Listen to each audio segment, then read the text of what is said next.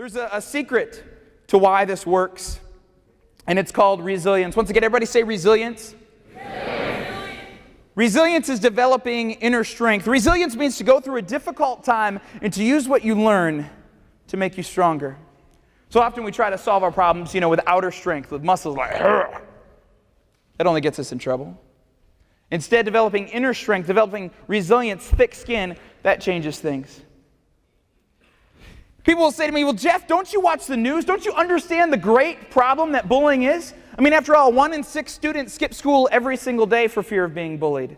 That's 160,000 students just today that are missing from the campus." I watch the news. I get it. I see it. Haven't you heard what anti-bullying experts say? They say, "Sticks and stones will break my bones, and words kill." Well, do you know where that phrase came from? How many of you guys have heard the original version of that, which is, "Sticks and stones will break my bones, and words will never hurt me"? Raise your hands.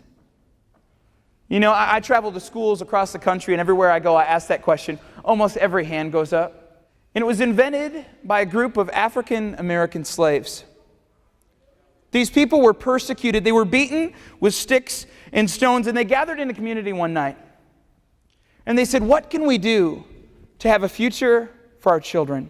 How can we teach them to rise above so that hopefully they can be great leaders someday? How can we overcome the hatred? Teach them how to do that so that they may have hope for a future." One guy, he spoke up. He said, "Well, the way we're treated, like sticks and stones, they're going to break our bones. There's nothing we can do about that." And then one of these brave leaders stood up.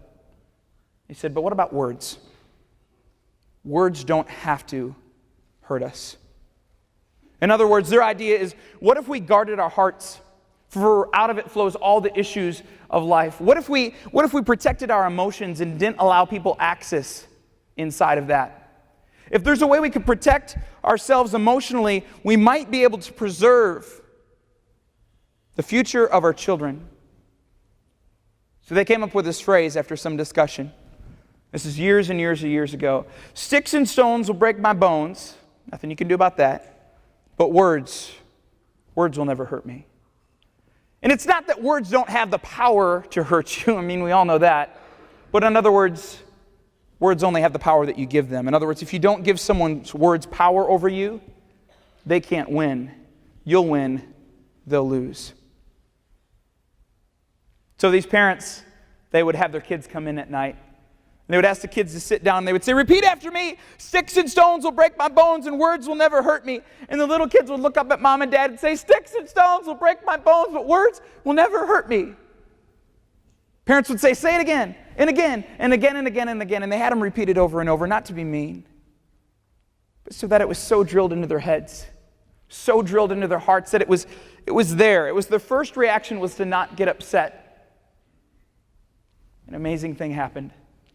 This phrase invented in this small little community where these few slaves gathered around one night has been passed on from generation to generation. Every school I go to across the country, almost every hand goes up. And sure enough, their children and their children's children, all these years later, have risen up and become great leaders in our communities because they were resilient. They chose not to get upset, not to let the words, the labels, the lies, the rumors, the jokes, not to let it affect them.